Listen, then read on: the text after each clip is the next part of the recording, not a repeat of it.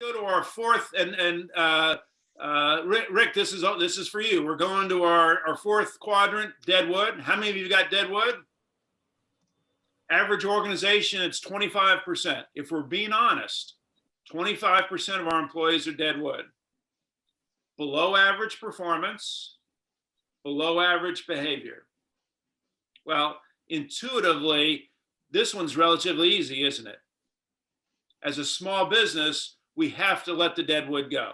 That's our only option. We have to. I don't know of a small business on the planet that can afford to have Deadwood. Big companies, do we find Deadwood? Yeah. Nonprofits, maybe. Government agencies, more likely. Small companies, we can't afford to have Deadwood. Can't afford it. There may be two exceptions to that. The first exception might be a brand new employee. If you think about a brand new employee, where would they fall on this Welch grid? Well, they're not performing yet. They haven't had time to perform. And we don't know if they're aligned with our values yet. It's too early. So a brand new employee technically starts off as Deadwood with the hope, the aspiration that they're going to move pretty quickly up to that upper right-hand quadrant. So that's one possibility, new employee.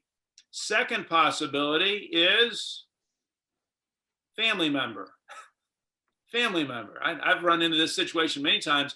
It's a family-owned business. There's a family member. It's a brother. It's an aunt. It's a son, and they're not performing. They're not a fit with the company, and we can't let them go because they're a family member. We can't afford to let them go. Oh, losing my charge here. Family member. In fact, I had one of my clients, this was a couple years ago, it was his brother. His brother was Deadwood. I thought he came up with an interesting solution. He went to his brother and said, brother, I'll pay you $100,000 a year to never show up again. His brother said, I'll take that check. I'll take that check. He was very happy with that deal. Both of them were. Deadwood. So now as you look at this, at the Welch grid, a couple things to think about. One is, as the leader of your company, where are you spending most of your time? On which quadrant? Is it your superstars, your cheerleaders, your terrorists, your Deadwood? Where are you spending most of your time?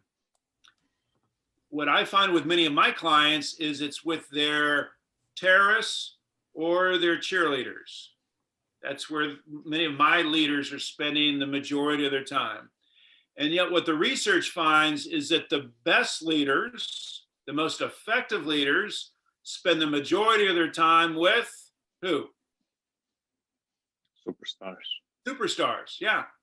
And the reasoning is, if you think about where your leverage is in terms of increasing organizational performance, getting overall better results, where's your leverage? And your leverage is with your superstars, because they are already performing and they have upside. A true superstar has upside, has potential.